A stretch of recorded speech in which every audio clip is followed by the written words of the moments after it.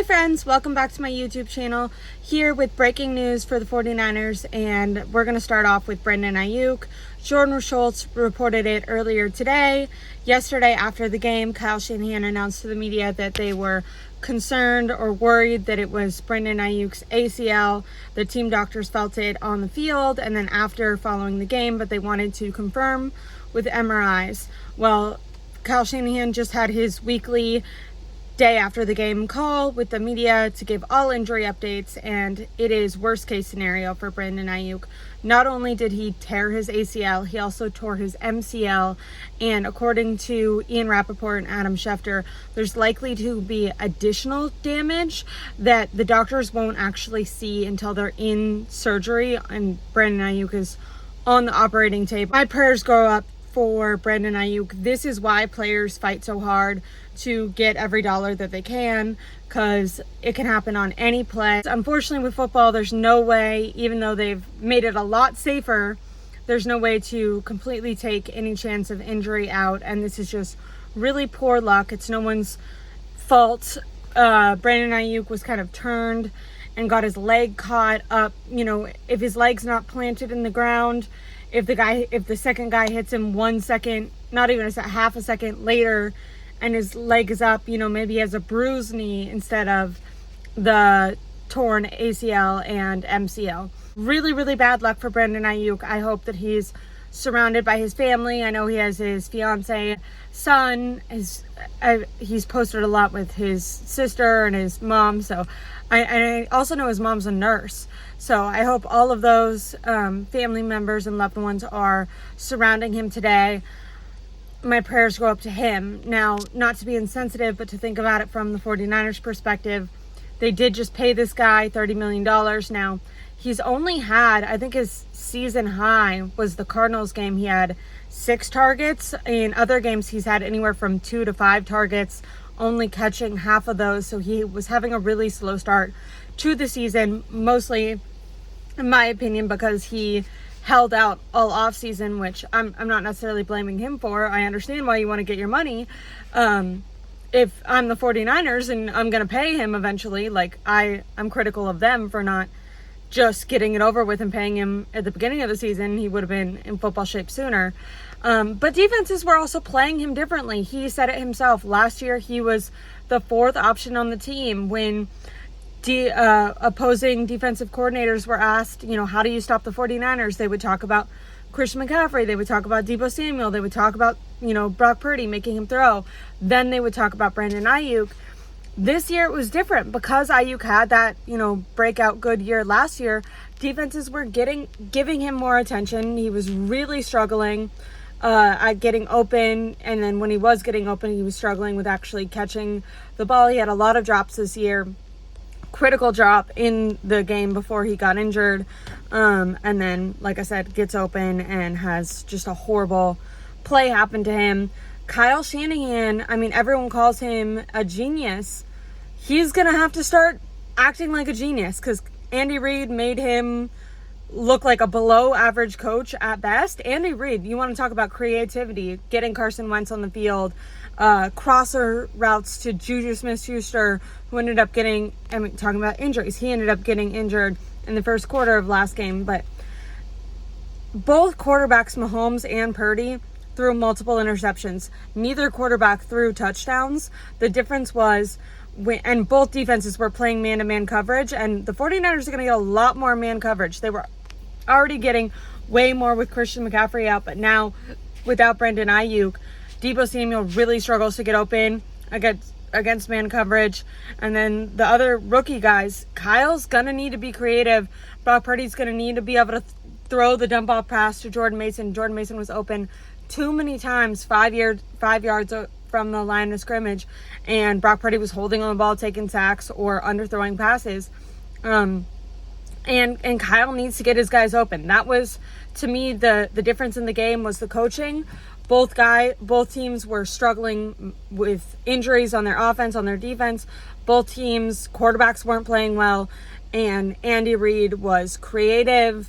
He was innovative, smart, and Kyle Shanahan is married to his system and just kind of, I mean, he refused to get Jacob Cowing on the young wide receiver on the field until the very last quarter of the game, once Aiyuk went out and there was no other option.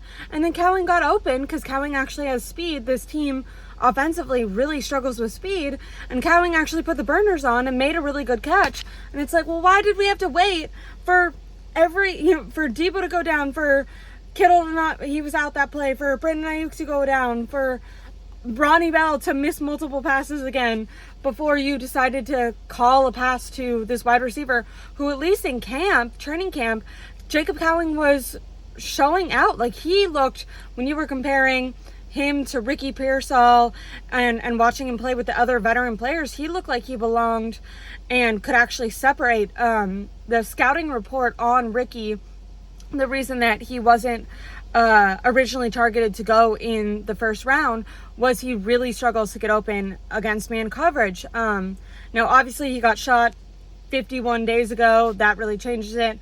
I'm so happy for him that he's, one, alive, and B, on the field at all. That's incredible. It's a great story for him. But yeah, like I said, the way opposing defensive coordinators are going to be attacking this team is a lot more man coverage, because Brock Purdy can dice up zone coverage, and most of their stars are no longer on the field. My prayers go up to Brandon Aiyuk. Like I said, ACL, MCL. Okay, so now for the rest of the injury report. Deebo Samuel, he was on the injury list all week with a wrist injury, but he was playing all week, and so it was never questionable that he was going to actually be able to participate in the game. Then he goes out for pregame warm-ups. He's throwing up. He is using a breathing machine. Some fans were very not generous. There was a picture of Deebo Samuel where he looked a little bit heavier, and people were saying, oh, see, he's out of shape again, yada, yada, yada. Even though anyone who was there in training camp saw that Deebo Samuel is the skinniest he's ever been. His weight honestly doesn't matter. His best year was 2021, when he was a bigger version of himself, because he put on a little bit weight when he started doing the running back stuff. What really matters is, are you being effective on the field? And Deebo hasn't been effective on the field, so you're allowed to criticize that. But for yesterday, he ended up going out with an illness. People weren't sure, and I thought it was fair to speculate. If you're ill, why would you continue to let that player sit and stand amongst all the other players? You don't want them to get that sickness as well. Plus, Diana Rossini, an NFL insider, had written a report that Deebo might be a trade candidate, so some people were suspecting maybe the 49ers were holding him out of the game so he didn't get injured, so if they did want to trade him, he could do that. All those rumors can be put to bed. Deebo Samuel actually is in the hospital currently. My prayers go up to him. He has pneumonia. Last night, he ended up having fluid buildup in his lungs, which is technically pneumonia. So Kyle Shanahan updated us that he was trying to go in the pregame warm-ups. He kept losing his breath, couldn't catch his breath, felt really off. He wanted to stay with the team. I don't think anyone knew how bad it was, which is why they allowed him to sit on the sidelines with everyone. You could tell that Deebo had a lot of emotions going into this game and wanted to make an impact. Apparently, he wasn't feeling sick all the way up until the morning of Sunday. That's when he started feeling it. Like I said, now he's in the hospital with pneumonia. So my prayers go out to Deebo Samuel, because holy shit, that's so scary. I hope that he's okay. Kyle Shanahan says he's not, there's no timeline on him now.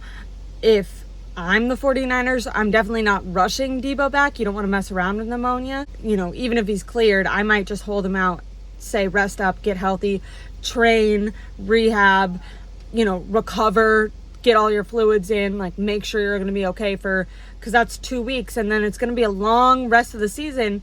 If the 49ers want to go anywhere, who knows, I'm going to do a longer stream tomorrow. We can get into that. But my prayers go up to Deebo Samuel. Pneumonia, fluid built up in his lungs, currently in the hospital. Very scary for him. Continuing injuries from the game, because Brandon Aiyuk, we already talked about. Then Pre-game, we had the Deebo Samuel injury. George Kittle is day-to-day with a foot sprain. So lots of injury woes for the 49ers. Chris Conley is also out with an ankle sprain. Both Chris Conley and George Kittle are considered day-to-day. Then obviously Jauan Jennings could not participate in the Chiefs game because he has been suffering with a hip injury. Kyle Shanahan says, is expected to play later on this week. So I don't know if that means he'll participate on Wednesday's practice, but they held him out to be safe. If it's really bad and maybe not responding to treatment, I'm sure they'll end up holding him out for the Cowboys game since they do have that bye week coming up. But so far, Kyle Shanahan did say he assumes that Jauan Jennings is likely to return. So like I said, from the game, we have George Kittle with his foot, we have Chris Conley with his ankle, and then you have Jauan Jennings, who's likely to return for the Cowboys game with his hip injury. And we're not sure about Deebo Samuel's timeline. And then for Brandon Aiyuk, I mean, I don't even think he'll be able to make it back for the beginning of 2025. That's going to look like maybe the middle of 2025, maybe next October. Depending on what else, like I said, there's consideration that it might be additional, besides the MCL and the ACL, there might be additional tear that they won't be able to see until he's on the operating table, and we'll get a better timeline for that then. And then also just seeing how he responds over the offseason. Now, Christian McCaffrey is someone that a lot of people said, okay, well, when he gets back, the 49ers are going to be able to come back and play their style of football, yada, yada, yada. First of all, I think that's a horrible excuse, because why is Kyle Shanahan, who's supposed to be this genius offensive play caller, all of a sudden he loses one guy and he can't scheme up anyone else? But Christian McCaffrey's unlikely to play in the Dallas game, which if you've been watching my channel for a while, bilateral Achilles tendonitis that was having setbacks only, less than a month ago. I assumed that he was not going to be back, but if you listen to some, journalists, you heard that may be a possibility. It's still looking like it's not. Kyle Shanahan confirmed that he's unlikely to play before Dallas, but that in the last 2 weeks he's had no setbacks. And so hopefully after the bye week, I don't think that they'll bring him back for Tampa. They have a home game after Tampa, so maybe for that game. And I think it depends on, do they win in Dallas? Do they win in Tampa? If they really want to push him for a playoff run. If not, he might not play at all for the rest of the season. Christian McCaffrey with his Achilles tendonitis, he's had no setbacks in the last 2 weeks, but he's not likely to even practice this week. They're going to look to open his practice window after the bye week. Anyways, I think that's all the injury updates for now. Oh yeah, Jake Moody also, they're not anticipating that he will play or practice before the bye week. So look for Jake Moody to return sometime after the bye week. They did work out a different kicker today because the kicker yesterday didn't perform well, missing one of his kicks. So they worked out a different kicker. I wonder if they'll end up signing him or just sticking with Andreas Carson. We'll see. I'll give you those updates tomorrow and more to come. So please make sure to like and subscribe. I wanted to give you guys the full injury update. Should I run through it really quick? Brandon Aiyuk, ACL and MCL, not likely to return till sometime next year. And it's going to be a really long road to recovery. They're not even anticipating the beginning of next year, but if he can play football again, say everything else besides the ACL and the MCL goes okay, they're looking towards next October, maybe, crossing their fingers. So good thing he got paid. Deebo Samuel, there's no timeline to return because he has pneumonia. He's currently in the hospital. George Kittle, foot sprain day-to-day. Chris Conley, ankle sprain day-to-day. Jauan Jennings, a hip injury, supposed to be likely to come back for and be able to participate in the Dallas game this upcoming Sunday.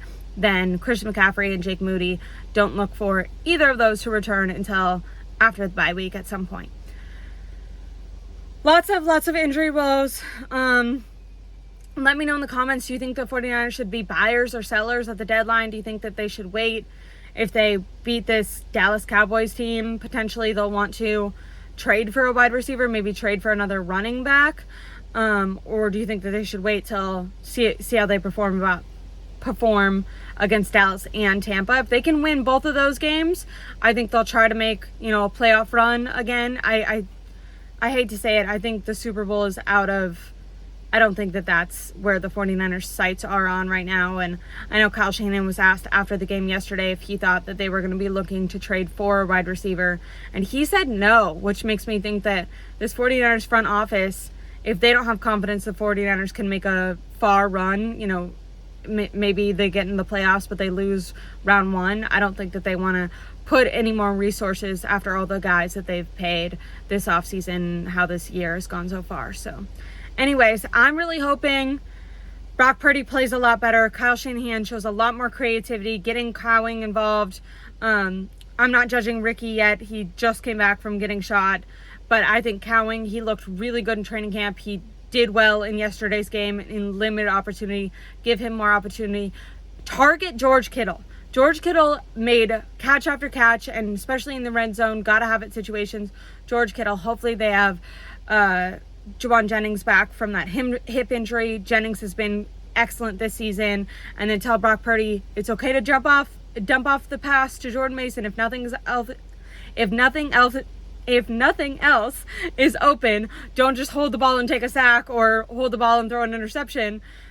Dump the ball off, live to see the next down. He was doing that a lot with Christian McCaffrey. I don't know why he isn't doing it with Jordan Mason, but hopefully that's something they can fix going to Dallas game. Like I said, I'll be going live. Way more to talk about the rest of the Chiefs game, upcoming Dallas game, what the 49ers are going to do more moving forward. Just wanted to give you guys all the breaking news from the injury update phone call today. Once again, my prayers go out to everyone, Deebo, Brandon Aiyuk, everyone who's injured. You never want that to be, affecting your football team. So thank you guys so much. Please give me a like, give me a subscribe, answer any of the questions I asked in the comments. I know that really helps get my channel out there, so I'd appreciate that a lot. Thank you. Bye.